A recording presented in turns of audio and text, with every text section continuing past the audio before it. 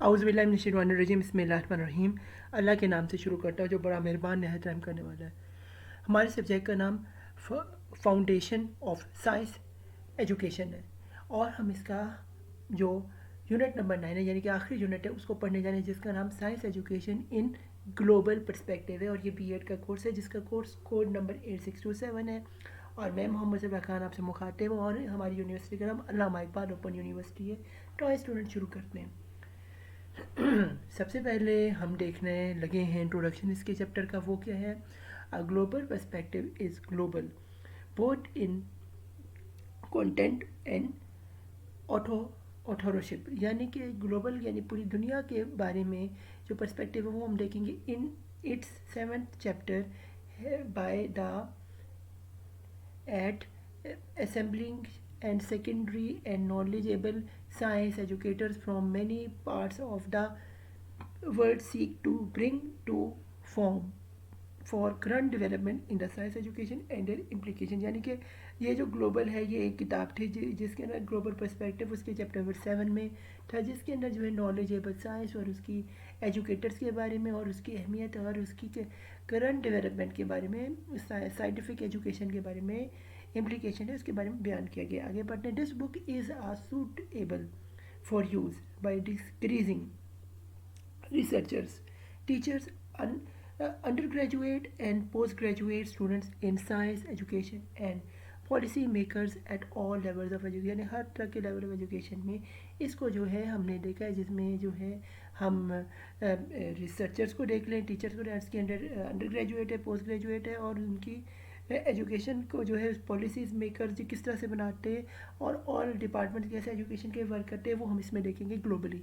Other educationalists and personnels in science and technology vocations will also find it interesting and useful at the reader's motivated approach has guided the presentation of ideas। यानी कि इसमें जो है vocational education और जो science education के इसी interestingly approach use करिए जिससे जो है स्टूडेंट्स ये जो टीचर्स होते हैं इन्हें मोटिवेशन मिलती है और वो रीडर्स मोटिवेटेड अप्रोचेस को अप्लाइड करते हैं जिससे प्रेजेंटेशन ऑफ आइडिया जो है वो बेहतर से बेहतर होती हैं।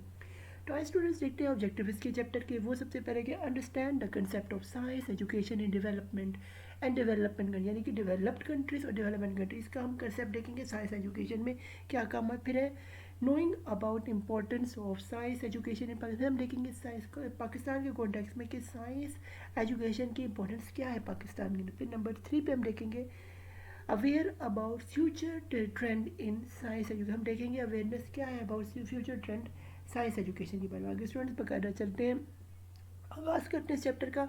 ये है science education in the development countries.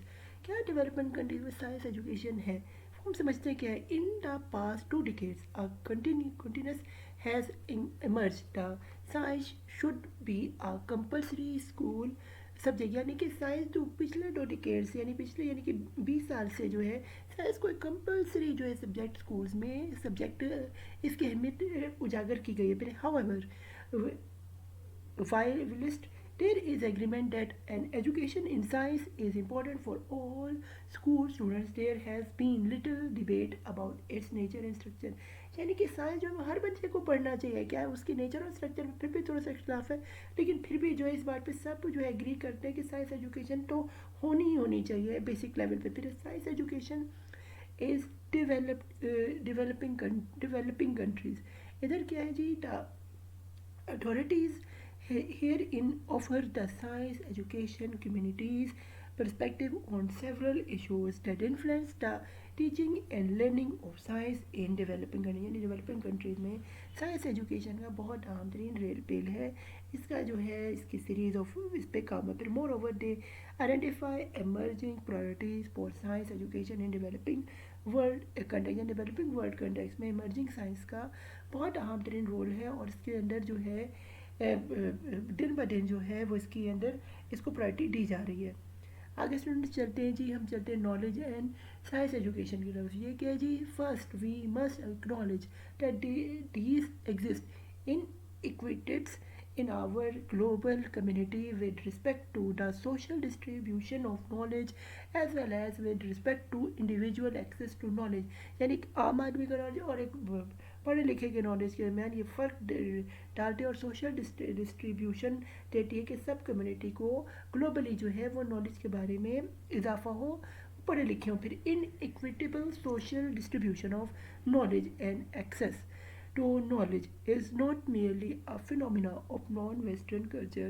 Such inadequate exist within Western culture as a यानी Western culture में भी इसका जो है हमें नज़र आता है और ओवरऑल भी जो है एजुकेशन को जो है सोशली भी जो है डिस्ट्रीब्यूट नॉलेज को किया जाता है. फिर है जी साइंस एजुकेशन इन पाकिस्तान.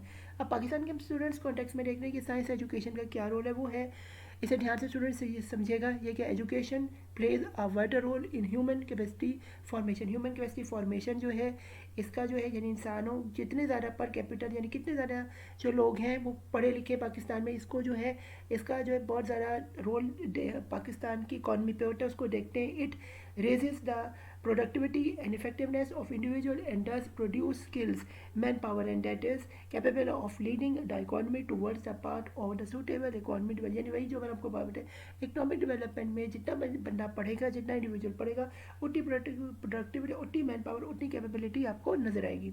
आगे की development budget allows for the social sector has been very low throughout and is evident from the budgetary allocation for education. Budget allocation के लिए जो सोशल सेक्टर है इसमें वेरी जो है बहुत ज़्यादा अहमियत है और इसकी डेवलपमेंट में जितना बजट है वो इस्तेमाल होता है.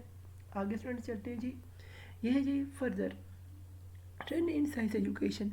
ये क्या है जी, the importance of science education at different levels have been stressed by educators and researchers as it plays multiple role in enhancing citizens' scientific literacy, promoting the scientific and technological capacity of the workforce and fostering new generation school science education. School science educators में इसका बहुत ही ज़्यादा important role है और इसकी जो researches है, जो एजुकेशन है, इसमें साइंटिफिकली जो है इसको टेक्नोलॉजिकली जो है कैपेबिलिटी और कैपेसिटी जो है इसकी बढ़ती, जिससे जनरेशन जो है वो मुस्तफ़ीद होते हैं. आगे जी curriculum reforms and science education. Curriculum reforms और साइंस एजुकेशन में बुक है development of current research and curriculum activities in science education can be traced back to the science education refers in the last 1950s in USA. आगे students चलते हैं जी. तो हमारे पास आता है the development of science education as a research field. Research field में इसका क्या रोल है वो स्टूडेंट्स देखते हैं. ये है FNMM 2004 indicated that a well establish research field in number 1 के to create the full professional approach to a giant to gain academic recognition. and academic recognition में इसका हम 3 रोल है. नंबर 2 पे क्या देखते हैं, to have research journal to publish quality research and report the research outcome में इसका हम 3 रोल है. नंबर 3 पे to found professional association में इसका काम है. फिर to hold research conference periodically so that direct exchange and interactive among research can be made. यानी इंटरेक्टिव रिसर्च कैसे बनाई जाती है वो भी देखा जाता है. फिर है जी टू इस्टेब्लिश रिसर्च सेंटर कैसे कायम किए जाते हैं वो देखें. फिर है to have research training plans to foster, कैसे रिसर्चर जो उन्हें ट्रेन किया जाता है, उन्होंने किस तरह से ताकत बख्शी जाती है कि वो रिसर्च में अपना ज़्यादा वक्त लगाएं. आगे स्टूडेंट्स चलते हैं जी. हमारे पास आ रहा है रिसर्च इन साइंस एजुकेशन. इसमें क्या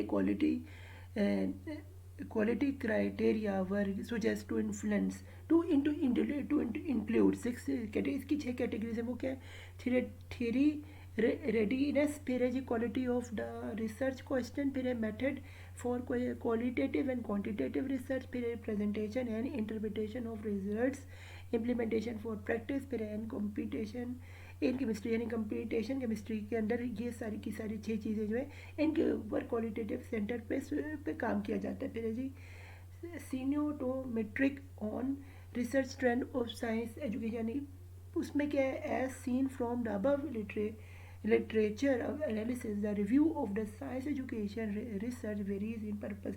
ये वेरी करते आ रहे हैं, बंदे की अपनी रिसर्च है, उसका अपनी वेरिएशन है, उसके अपने वेरिएबल्स होते हैं, तो यही जाहिर सी बात है, हर एक मुख्तलिफ जो है नतीजा निकालते, इसलिए लिटरेचर जो हर एक का एनालिसिस करने का अपना एक तर्ज और तरीका होता है. This study would also report on how automatic content analysis techniques was used to explain and interpret the trend of science education research to yield information useful for further application of cytometric in science education यानी education research में इसका हमने role किया, इसको interpret किया जाता है और ट्रेंड देखा जाता है, जिसमें साइंस एजुकेशन के हम इंफॉर्मेशन को लेके उसको अप्लाई करते हैं और सीनोटोमेट्रिक रिसर्च को साइंस एजुकेशन में और ज़्यादा इसकी रिसर्च को प्रोग्रेशन में लेके आते हैं. तो फ़ी अमानिल्लाह, ये हमारा चैप्टर नंबर 9 यानी कि हमारा आखिरी चैप्टर राम पजीर होता है. हमारा बी का कोर्स 8627 था. तो good luck to fun exam. मेरे चैनल मोहम्मद सिफला खान को सब्सक्राइब करें, सपोर्ट करें और इस प्लस बेल आइकॉन मेरे चैनल का दबाना ताकि जब भी मैं कोई लेटेस्ट वीडियो अपलोड करूँ तो आप उससे इस्तेफादा उठा सके. तो अल्लाह हाफिज़. मेरी तरफ से good luck to fun exam. मुझे दुआ में याद रखेगा. Thank you very much.